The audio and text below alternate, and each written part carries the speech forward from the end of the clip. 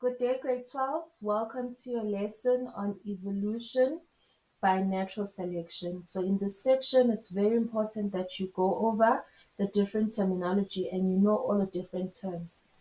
The first term we're going to go over is evolution. What is evolution? Okay, so evolution is the way that living things change over time.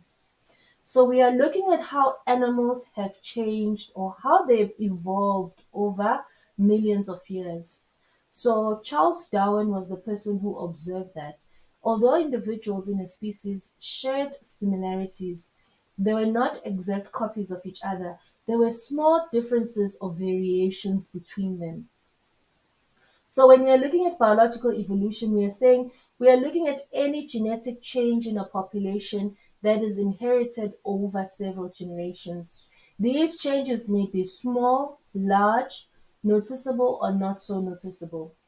So when we are looking at evolution, basically in simple terms, it's just the process by which the characteristics of a population change over time. Over time, certain animals have changed, they have evolved, and we want to know in the section why they evolved. Most of the time, they evolved because of what? Environmental conditions. They had to adapt to new environmental conditions. So we keep speaking about a population, but what is a population? Okay, so a population is a group of individuals of the same species. If you're looking at the picture, you'll see all of those animals are penguins. They are of the same species, and those penguins can reproduce among themselves and they can produce viable offspring, and they are occupying a particular area in a given time. That is how you define a population. Okay, so a population is made up of what? Of individuals of the same species which can reproduce among themselves and occupy a particular area in a given time. So it could have been a population of elephants, it could have been a population of giraffes, it could have been a population of ants, any population, as long as it's individuals of the same species who can reproduce among themselves, who are occupying a particular area in a given time. Then we move on to defining a belief. In this section, you'll be introduced to different theories, different beliefs. So you must know the difference between a belief and a theory, and also what a hypothesis is. So when you're defining a belief, we're saying it's a feeling sure that someone or something exists or is true or trustworthy. So a belief is something that you believe or accept as true. You might believe something based on a fact, an opinion, or an assumption. When you believe something, you might not have immediate personal knowledge, but you are satisfied that something is the way it is. Your belief system is not necessarily correct or accurate. So a belief system, sometimes it is not supported by what? Scientific evidence. It's just something that you believe in. It's just something that you accept as true, but there is no scientific evidence that is supporting a belief. Then we move on to defining what a theory is now. In this section, we are going to be looking at the theory of evolution. So we want to know what is a theory now? Okay, so a theory now is a widely held explanation of a phenomenon that is supported by numerous observations, experiments, and scientific evidence. A theory is supported by evidence. It's supported by scientific evidence, experiments, and observations. For us to say this idea is a theory, it needs to be supported by observations, experiments, and scientific evidence. So theories are based on ideas that can be tested. Theories are not speculative or based on a guess.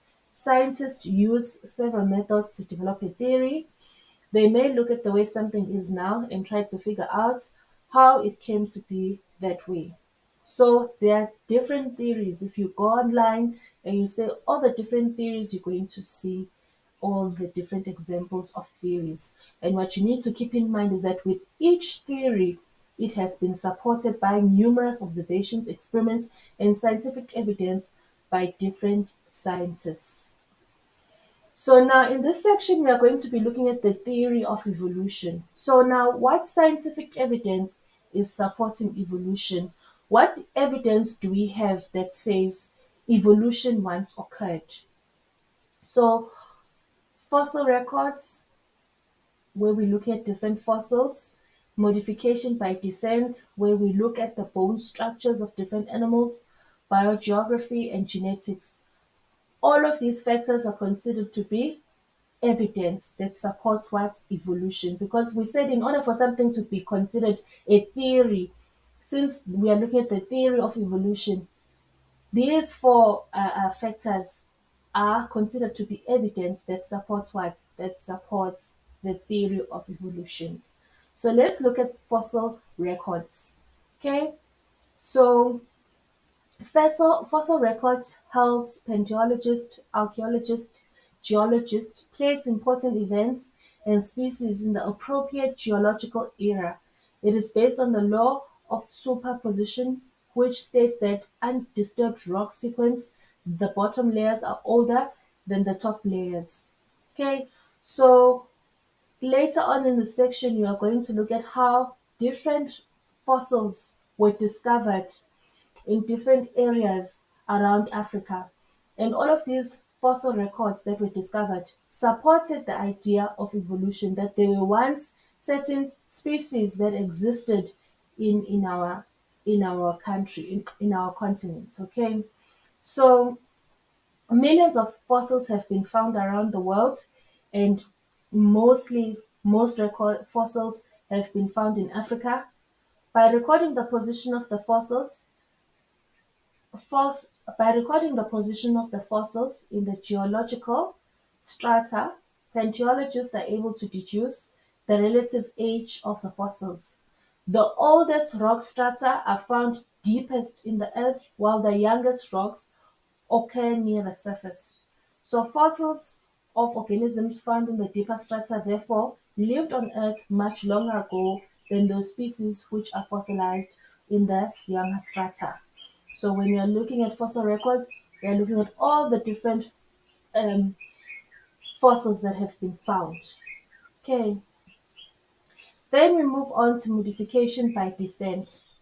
Okay, so when we are looking at modification by descent, we are looking at passing traits from parent to offspring. And this concept is one of the fundamental ideas behind Charles Darwin's theory of evolution. If you have a child, you probably already are aware of this. You will pass traits on to your children, and it is a process known as hereditary.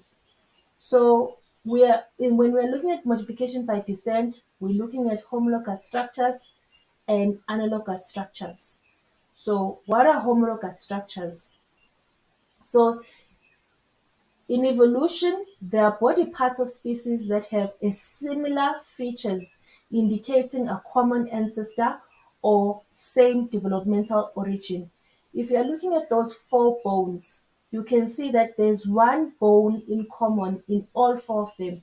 Even though all of those bone structures are different and it's probably from different animals, but there's a similar feature, there's a similar bone structure, and it's the red one in all four of these bones. You can also see that there's a yellow bone structure, and it's similar, or it's in all the different bone structures that are shown there on the slide.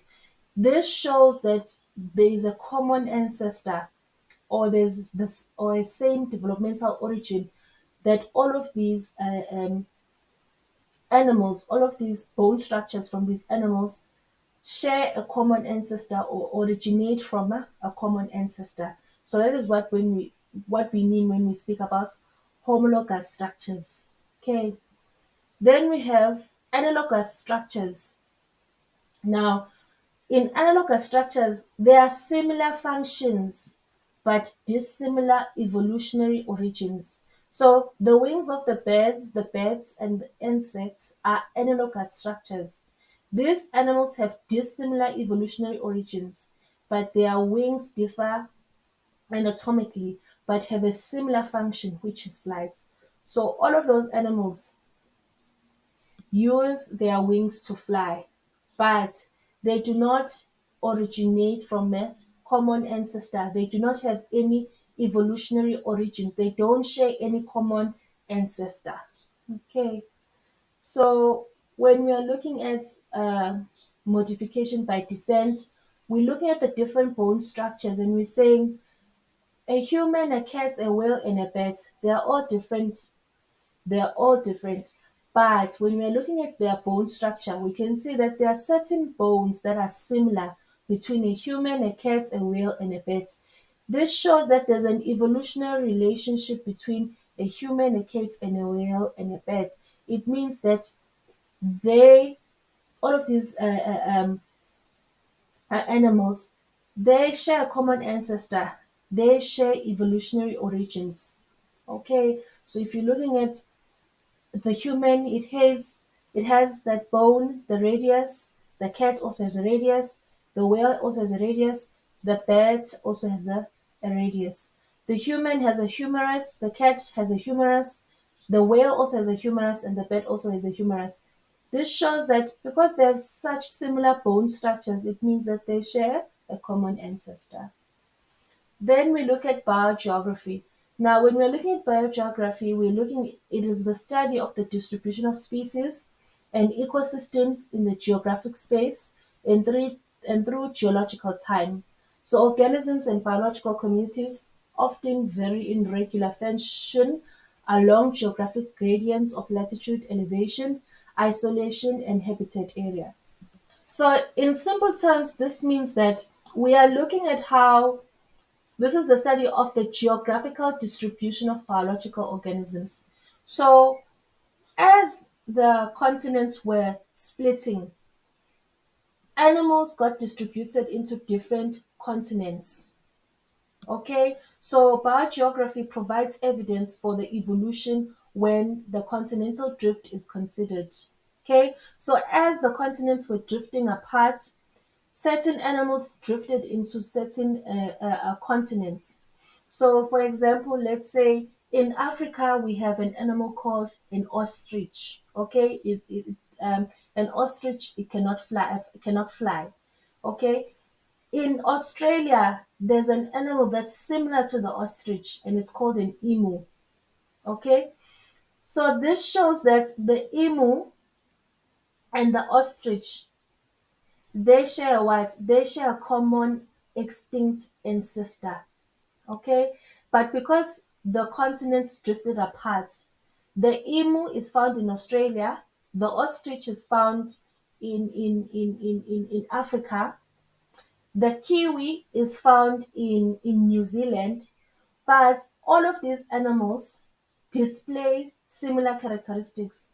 All of these animals share the same similar DNA structure. This means now that they share what? They share a common ancestor. They share a common ancestor, but they got distributed to different continents. So when we are looking at biogeography, that is what we are looking. We are looking at how different animals got distributed into different areas. And when they were in those different areas, they had to adapt to the new environmental conditions. They had to adapt to a new type of diet because now are found in what, in different areas. So when we're looking at biogeography, we are looking at that. We are looking at the distribution of species and ecosystems in geographic spaces and through geological time. So biogeography, modification by descent, fossil records, and genes all support the idea of or the theory of evolution. Thank you so much for watching. Hope you learned a lot.